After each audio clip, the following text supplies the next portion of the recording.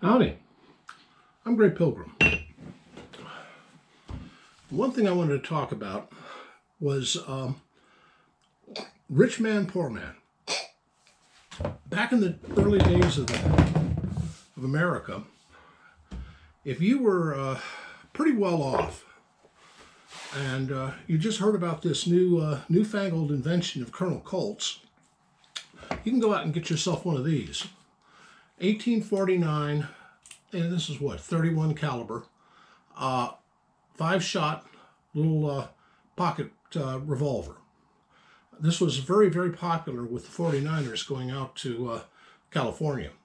It was introduced in 1849. The problem with this is it costs about 25 bucks, or about a whole month's pay for a typical working man, which means you could save up all month and just not eat. Or you could go out and find another solution, which was an Allen and Thurber pepper box for about 5 bucks. Well, the average guy going off to find his fortune in California, if he was the lesser son of a middle-class family, he'd opt for Colonel Colt's solution. If on the other hand he was a poor Irish farmer, this was his solution. Well, that's the way it has been for many, many years. Colt and Smith & Wesson were the rich man's guns, and pepper boxes or other things like it were the poor man's gun. Now, see, this one, it has a smooth bore. It uses what's called a bar hammer. It's double action only. It's brutal to cock, and it's a cheaply made revolver. This was put out predominantly by the genius of a gunsmith named Ethan Allen. Not the Ethan Allen of the Revolutionary War fame. It's another fellow with the same name, not related. Well, Allen was a really good gunsmith from either Connecticut or Massachusetts, depending on the time of year or the year he was working in. And he had daughters. He had lots of daughters, and they all got married off. And as he was getting older, he'd contract with one of his son-in-laws to help make the guns. And Thurber, the man who this one is made by Allen and Thurber, was a son-in-law of Ethan Allen. Well, over the years, Allen stayed with the company for a long time, and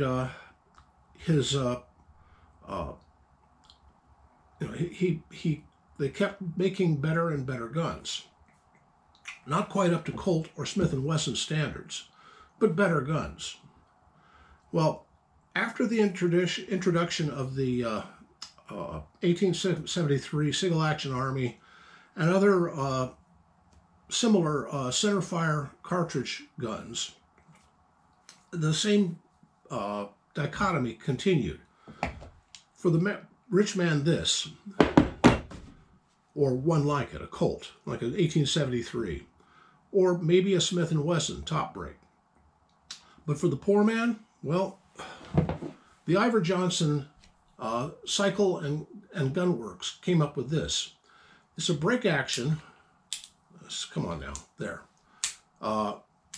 And it drops all of its shells at once if you want to eject.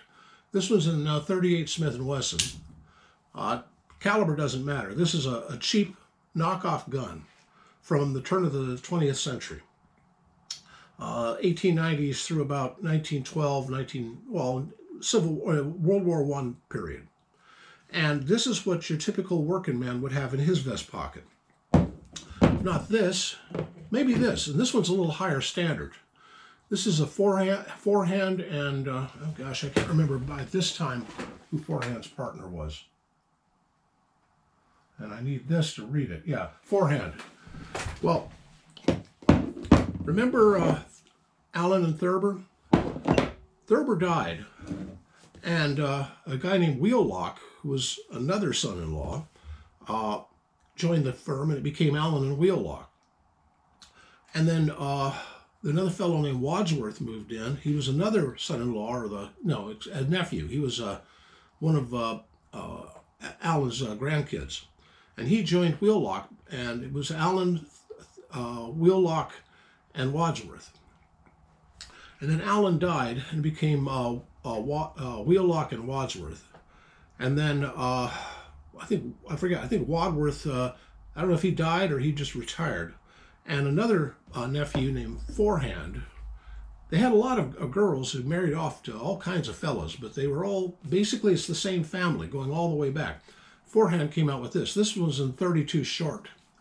And it's a beautiful little pistol. When I got it, I think it had been purchased and set in a drawer or something for most of its life. It's just in absolutely pristine condition. But by this time, this was the common man's gun. And this was what the cop was carrying. This is a Smith & Wesson, but it's the same basic design. So it's a top break. Oh, come on now. You break. Yeah, I have such trouble with guns here. There.